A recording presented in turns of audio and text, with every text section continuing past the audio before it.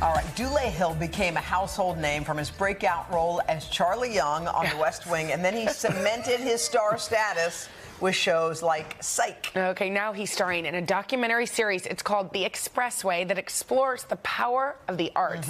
Dulé travels across America to celebrate community and creativity. Take a look. I'm Dulé Hill.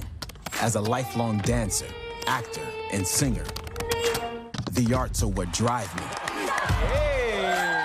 Art builds bridges. You know, at some point, we're gonna have to dance. Art creates change.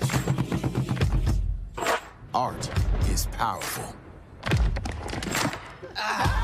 We're really trying to change the world with their gift, and you are clearly doing that. Oh my gosh. Yes. We are so in. Pumped. I love it. It feels like this is the perfect time for a show like this. Like, our country needs this. It is, because there's so much divisiveness in this country. And what I love about our show is that we went from California to Texas to Chicago to Pennsylvania to Appalachia. And we're meeting all sorts of people from all different walks of life. But the themes are very similar. Everyone wants to be seen. Everyone wants to use their voice. Everybody wants to make a difference in this world, and everybody just wants to uplift their community. And that's what we see in this show. So many people kind of diminish the arts in schools. It's always the first thing cut and that kind of thing. But art is what's saving these kids and saving people. I think art allows you to tap into your humanity, to have empathy for yourself and for others.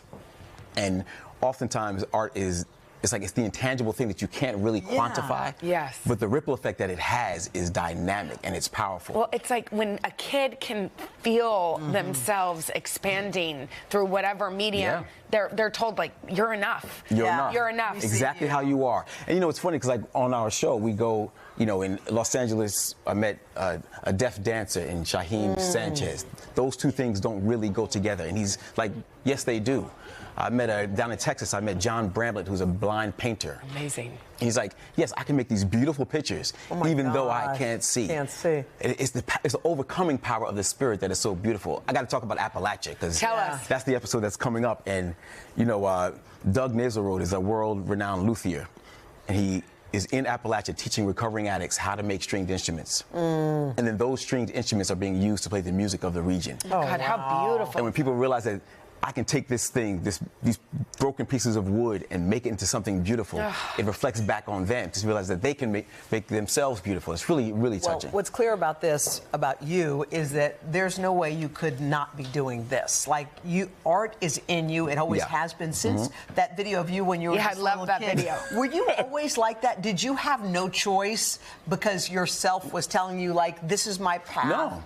No, I mean, I went to dance school because I wanted to be around my mom and my cousins and my brother. It wasn't a calling then for you. No, I mean, I was just following the crowd. Yeah. And I fell in love with it. And at the age of 10, I got a show called The Tap Dance Kid, where I understudied Savion Glover on Broadway. Wow. And then, of course, when my man Hinton Battle, God rest his soul, I love him so dearly. Gosh. And then I was able to do the national tour with Harold Nicholas and Hinton.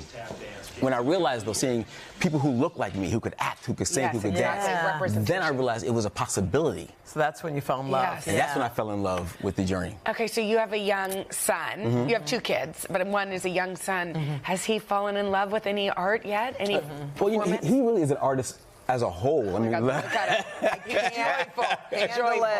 was his first baseball game. And how then, old is he? He's turning 5 next week. But Carlos Santana, who played for the Pittsburgh Pirates, was warming up and then sent the ball around to him. And he got that ball. No. Come on. Yeah. Did he get, like, what a thing that was? Oh, I mean, that's that picture. He was like, oh, it was like, how do you parent? Like, what are you like as a dad, Dulé? I think I'm patient. Yeah. I think I'm patient, and I think I try to give agency to my children. Yeah.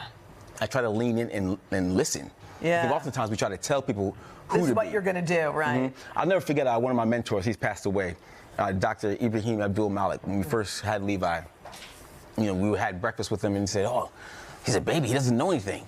And then he said, "Well, I have to correct you on that. Children come into this world knowing a lot. They just don't know how to express themselves." Ooh, that's beautiful. So it's on you to be able to learn how to listen to what they're saying. That's good. Yeah. And that has stayed with me in my parenting journey. It's so true, because so many times as parents we try to fix or control, and we should just be letting get out of the way. Let it them be. grow. Yeah. For example, like Levi, he was going to dance school at Debbie Allen, and about a year in, he said, I don't want to. I don't want to do this anymore. I don't want. Can I tell you which of my activities I like the least? I said, sure. I don't want to go to dance, Dada. Gave me all of his reasons. Wow. And I listened to him. And now he's playing T-ball. Yeah. For example, Kennedy, same thing. She was she was maybe like in 6th or 7th grade, and she told her mom she didn't want to go to dance school anymore. She wanted to try volleyball. Yeah. Mm-hmm.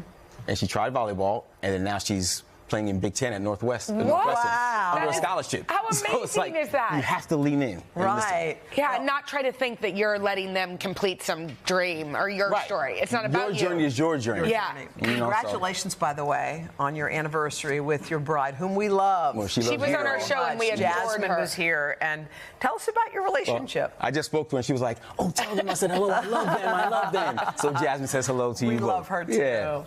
I mean, she's my light.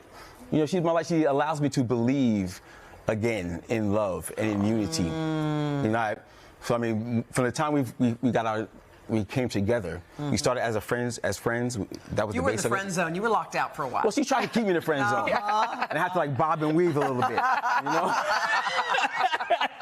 One time she was like, I mean, we were doing the show Ballers. Yeah.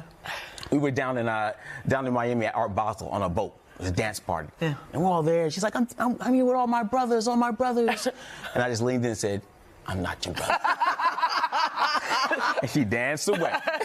But then slowly, it worked. But a year later, she danced on back. Oh my God, Dulé, we adore you too. We see why y'all are so good together. Thank you, Dulé. You Thank can you. catch Dulé's in a new episode. This is a beautiful show. It's called The Expressway. It's Tuesdays on PBS.